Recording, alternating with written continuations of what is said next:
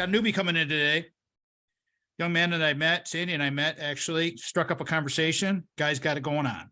You know me, I'm always looking for storytellers. I'm looking for people that are out there wanting to change the world and do good things. And David C. Thomas, calling this one Believing in Yourself. Hope you guys like that one. I like that one. I guess that's all that matters, right? David C. Thomas went to Eastern Michigan University. We don't need to do a long bio because he's a young guy. And you know what we do with reaching out to the millennials, the Gen Zers, the Generation Us people, that's what we're all about. We're going to talk about what it's like to be 30, what it's like to be a young 30-year-old, 30-some-year-old, and what's going on in life, and how did David change his life? Because this guy, he's gone through some trials and tribulations. He's recovered. He's done good things. He's going to do good things, and he's got a completely bright future. I want to welcome to our radio program my friend, David C. Thomas. David, welcome to the show, man. Hello, Matt. Thank you so much. Thank you so much. Thank you, My everyone, for inviting me. Thank you. How are you doing today? I'm doing great, man. I'm doing great. I'm glad to have you here. I know when we talked and when we met you at your employer, and we don't have to talk about the employer thing, but when we met you, you had such a great attitude, and you had such a I saw something in you, and that's what I do with my job, is to really get out there and just try to find people and find story. And I knew it when I met you and talked to you that there was something there that needed to be shared out. And so let's do it. Let's talk about you. But excellent. Because you're a first-time guest, I'll give you the lowdown. The first segment is this is your life kind of thing. Just kind of tell everybody about you, get warmed up, go ahead and talk. Okay. And then we'll move forward with believing in yourself and some different topics, and we'll riff and have fun and coach some people up. Go ahead, David, please tell everybody about your story.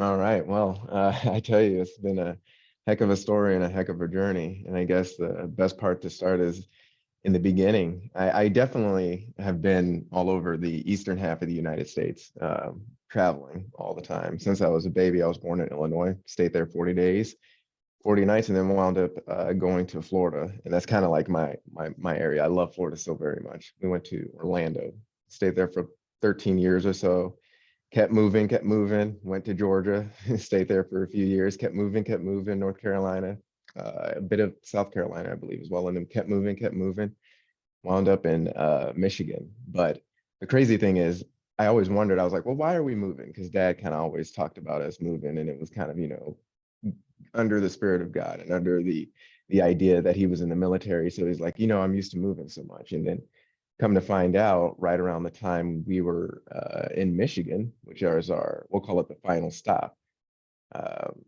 when the FBI came in and the sheriffs and everyone came in and kind of started yelling and shouting, I was like, okay, we're in a different type of situation than we were previously let on. So I've definitely had interesting and invigorating life that's been led with, I guess, how could I say, truths and half-truths, we'll say that, essentially. Truths and half-truths. That's really interesting. Now, you can't leave our listening audience hanging with the FBI broke into our house, and you got to kind of give us a little bit more of that story. Right. And I mean, that had to be traumatic. How old were you when that happened? I was actually 18, just freshly turned 18. You were very young. Very young, yeah. Very young. Not that you're old now, my man, but I mean, I don't know. Looking at my hair, you'd think otherwise. Got some grays in there. but just kind of give everybody the snapshot. I mean, was it, it was obviously, it's not a good thing. I mean, so not at all, all the details. It was definitely, well, it's okay, because I've learned that if you don't go through that trial, that fire, that tribulation, you don't become who you are meant to become. You don't know what you're actually made of. You don't have that grit. And at the time, it was very jarring, sleeping, it's like 7 a.m. My dog is there, Rex, excuse me. And God, he was an Australian German Shepherd. Loved the little guy. And I heard boom, boom, boom, 3 thuds, and then a call. And then I'm in the room, I get up, and then another thud, and then the door is in. Next thing you know, the whole place is flooded with agents. And the crazy thing is, I guess I didn't really set this one up well. But the crazy thing is my dad wasn't at that residence. He wasn't at that house. We had another residence where he and the other 9 children were they were in Ohio. So they were in a residence in Ohio, and I was in the residence in Detroit with the other 6 or so ladies. And the 2 places got hit simultaneously. And next thing you know, I was talking to I believe it was the chief of either the chief of police or some guy from the Detroit office. It was really quite jarring. It was quite interesting. So this involves your dad. We don't have to go into the details of all of that, but it obviously involved the adults in your life, and there was something Mhm. going on that could be a very traumatic. And then that's, I mean, man, Honestly, well, according to and that's, I guess, the crazy thing I wanted to bring to your listeners' awareness is like you could literally be next to someone. Like I was a straight A's. Okay, well, AB student. I tried to hit straight A's, but science kicks your butt every now and then, you know. And geometry and math kind of messed me up. But I was an AB student, you know, and you know, everyone smiled. Everyone looked at me, and they always said that I was off. I was a little different. I was weird. That's what I got. That's the thing that was associated with me, the term, which was weird. And I guess I want your viewers to know, like, it's crazy. You could be literally next to someone and they could be in what was referred to me at the time when the FBI came in, they referred to it as a cult, that my dad was running a cult and that we were all in it, and that they were in the process of currently arresting my father in Ohio and separating my siblings. And the idea of that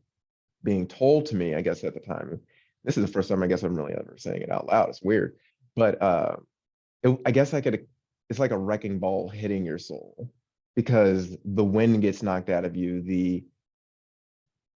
It's almost as if they called it the kingdom. He called it the kingdom, which is what he lived in. And it was like living in a country within a country. Yeah, I go out and it's like I put on a mask to go out and I guess interact with the world.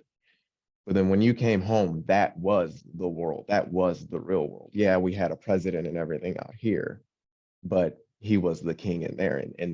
And you're that talking about was, your dad. yeah, What my dad. your dad was in that role. I get you. Okay. Yeah, Okay. yeah. All right. Well, let me reset everything here because we're Oh, going to come yeah. up here. And that was a good illustration of the story. Basically, our guest today, David C. Thomas, believing in yourself. You guys see where we're going with this.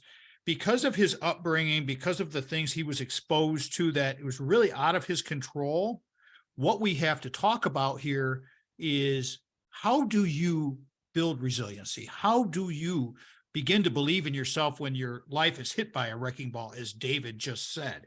How do you, if you travel all over and you're moving all over and you're doing these things, how do you become the sharp dressed man that Sandy and I met at his employer and just immediately had a connection with this young man? And you know us, we're all about the connection with people. We're all about helping others get better through the stories. It's all about the stories. And David C. Thomas, our guest today, Believing in Yourself is the title of this episode. This young man's got a story. He's got a plan. He's got a dream. He's got lots of dreams, and he's very articulate. I'm very, very glad that he is joining us today for our episode. Again, David C. Thomas, our guest, Believing in Yourself, Tom Mann Show.